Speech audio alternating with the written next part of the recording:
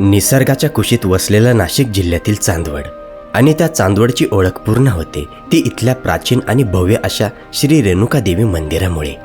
हिंदू धर्मात रेणुकादेवी यांना मातृशक्तीचं प्रतीक मानलं जातं।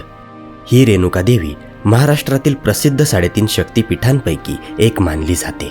हिंदू पुराणानुसार रेणुकादेवी अत्यंत पवित्र स्त्री मानल्या जातात। त्या जमदग्नी ऋषी यांच्या पत्नी आणि परशुराम यांच्या माता होत्या। त्यांच्या पवित्रतेच्या सामर्थ्यामुळे त्या रोज नदीवरून मातीचं भांडं बनवून पाणी आणत असे। मात्र एकदा नदीकाठी त्यांचं क्षणभर लक्ष विचलित झाल्याने त्यांची एकाग्रता भंगली आणि त्या दिवशी त्यांना भांडं तयार करता आलं नाही। ही गोष्ट समजताच जमदग्नी ऋषी क्रोधित झाले आणि त्यांनी आपल्या पुत्राला आपल्या आईचं शिर धडापासून वेगळं करण्याचा कठोर आदेश दिला। शेवटी परशुरामांनी पित्याच्या आज्ञेचा मान राखत आईचं शिर धडापासून वेगळं केलं। नंतर त्यांच्या आज्ञाधारकतेवर प्रसन्न होऊन जमदग्नी ऋषींनी त्यांना वरदान दिलं। परशुरामांनी आपल्या आईला पुन्हा जीवनदान मिळावं ही इच्छा व्यक्त केली। त्या वरदानाने रेणुकादेवी पुन्हा जिवंत झाल्या। या घटनेनंतर त्यांना दिव्य शक्ती प्राप्त झाली आणि त्या पुढे शक्ती स्वरूपात पूजल्या जाऊ लागल्या। पूर्ण एपिसोड पाहण्यासाठी खाली दिलेल्या लिंकवर क्लिक करा।